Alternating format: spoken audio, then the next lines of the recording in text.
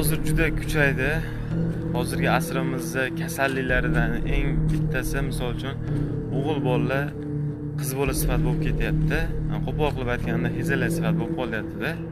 Ana shu narsani yoshligidan kelib chiqadi. Bu narsa birdaniga bo'lib qoladigan narsa emas.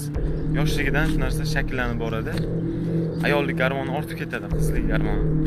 Endi hammada bo'ladi, erkak gormon bo'ladi, ayol gormon bo'ladi. Ayollik gormoni ortib ketish natijasida kelib chiqadi.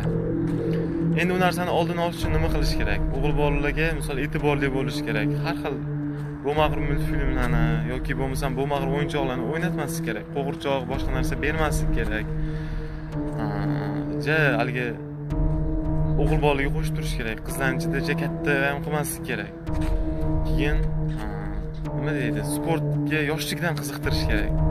Yugurtirib, boshqa qilib, qaysidir bolalar bilan, misol uchun, o'zining tengqurlari bilan iloji bo'lsa bellashtirib turing, kurashib turing.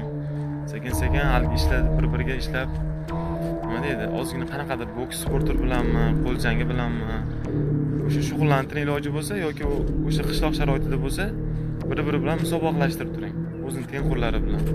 Shunda o'sha bola sal o'g'il bola bo'lib, haqiqiy erkak bo'lib, bir g'ururli bo'lib, katta bo'ladi. Kalta esa yo yiqilib tushsa, boshqa narsa bo'lsa, deb borib uni urishib yoki bo'lmasa silab, siypalab, erkalab bunaqa narsalarni qilavermaydi. Yiqilsinmi, o'zi tursin, o'zi turishni o'rgansin. Oldidan ariq chiqib qoldimi, ko'tarimda uchirib olib o'tib qo'yish shart emas. Yo'q, aylanib o'tsin yoki urib yetsa sakrasin ariqdan. Shunda u haqiqiy erkak bo'lib katta bo'ladi.